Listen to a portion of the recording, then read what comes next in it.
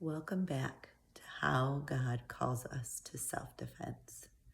Today we're looking in the book of Romans, chapter 12, verse 17 through 21. I'm going to go ahead and read that to you, and we're going to go through that line by line and how God is calling us to self-defense.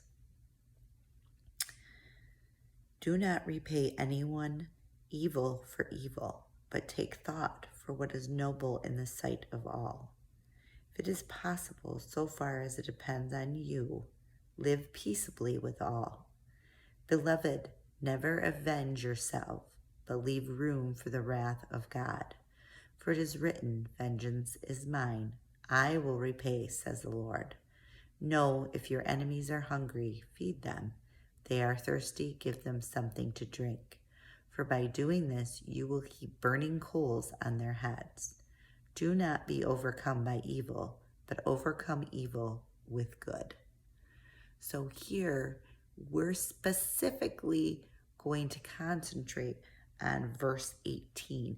God says, if it is possible, so far as it is depends on you, live peaceably with all. We know that when we are being attacked or abused or harmed in any way, that is something that is thrust upon us by evil. That is not something that depends on us. Okay, so we need to fight against that. We need to defend ourselves. He also says, beloved, never avenge yourselves, but leave room for the wrath of God. What God is saying here is he's saying, if that fight is over, once that situation has dissolved, do not go after the person. Do not go and take vengeance on them, because that is in God's hands. Vengeance is his. He will repay, says the Lord. So he will take heart into what has been done to you and how you have been harmed. God calls us, though, in those specific incidences where we are being hurt, to fight against that, to fight against the evil that has been thrust upon us. He also says, if your enemies are hungry, feed them.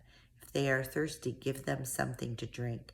For by doing this, you will heap burning coals on their heads.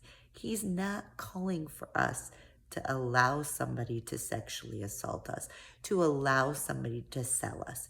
He's saying, once the situation has passed, things, if they are in jail or if they are harmed because you defended yourself and they are there, go and make peace with that person, because what's going to happen is that will open their eyes to him. But during those specific situations where you are being hurt, where someone's being threatened, where you are being threatened, God calls us to fight against that, to defend ourselves. He calls us to do that with any means that he has given us in this world possible. Okay, he says, do not be overcome by evil, but overcome evil with good. And what he's saying there is the goodness of our hearts.